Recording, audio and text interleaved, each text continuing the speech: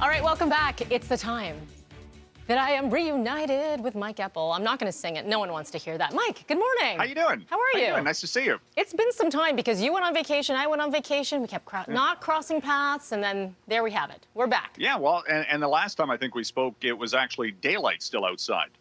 Get out. Was it? It was like, I think so. This is sad, isn't it? I know. I'm seeing the backdrop, and it's dark still. Things are changing. What's the deal? What's the deal with that? Yeah, had a nice time off.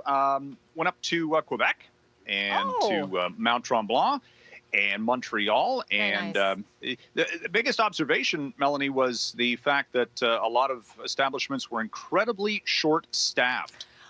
And we're seeing that a real issue in Toronto as well. It's a big problem to get the workforce back. Sure is. Yeah, a lot of the restaurants were like, they were basically saying, look, we just do not have the staffing. We have to close today, reopen tomorrow, that kind of thing. Montreal was still very quiet for the most part, as opposed to its typical self. Tremblant was busy, and things I didn't do over my summer vacation, didn't go see Billy Joel in Buffalo. I know you're sad about that.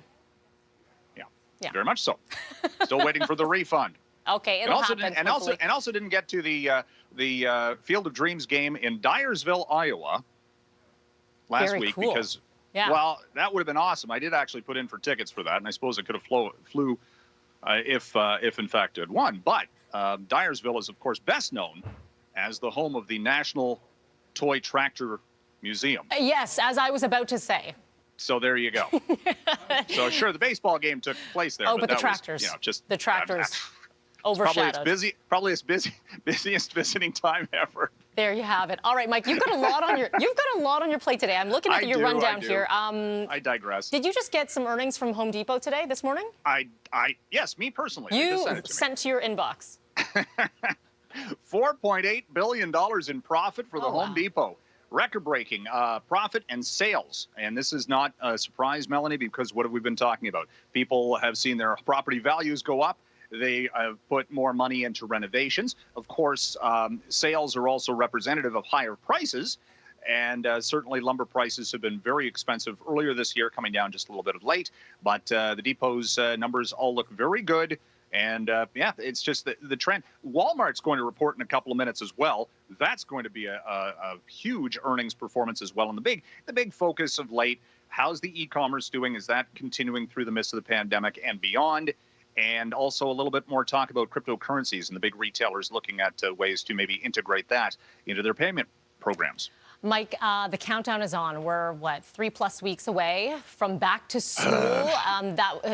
Yeah, I know. I'm sort of there. I'm excited, but also... Flashbacks. Have you done any back to school shopping yet? Me personally? No. For the kids? The kiddies? I don't know. I don't know what they do. They're teenagers. I send them to the mall. They come back with stuff. I'm not entirely sure. Yes, I think they have started. You know, in the States, a lot of kids are already back. And the numbers... These are primarily numbers that we're getting from the U.S. I do have to put that caveat on there, Melanie. But from Salesforce, their data is indicating that clothing prices have gone up 50% in some cases for back. Look, a year ago, we weren't exactly all that enthused with back-to-school shopping. And since then, we've had global supply chain issues. Transportation costs have gone up 50% plus. I mean, look, as soon as that happens, well, guess what? The retail names, they pass the increased costs right along to you. Not so much savings anymore, but yeah, it's going to cost a little bit more for back to school shopping. And again, we'll get more of a retail perspective of this as the weeks go on. Yeah, the only thing I'm investing in right now is just masks and running shoes. That's all he really needs, right? Masks and running shoes. And the other, well, unless kids grew out of what they were wearing a year ago, that's another thing. They're going to have to get something new, but some kids just maybe not. I should get on that, shouldn't I? He's going to show up with pants that are way too short. I'm going to be that mom. Horrible. Kind of shorts. Yes. Tesla, the latest Model 3. Yep. What's up? Yeah, some indications that if you are putting in an order for a Tesla Model 3, which is the least expensive, price point just above $50,000, you're going to have to wait until January. Some numbers from Mobile Syrup and True North, or Tesla North, indicating there is a backlog of orders for the Tesla Model 3 and also the Model Y. And Elon Musk has talked about this, about the, again, supply chains, computer chips. Tesla is not immune to the global computer chip shortage, which has bedeviled all of the major automakers. Absolutely. All right, Mike, we have run out of time, but I could talk to you about Billy Joel and tractors all day if you like. We'll do it again tomorrow. How about that? Again, until then. Okay, take care, Mike.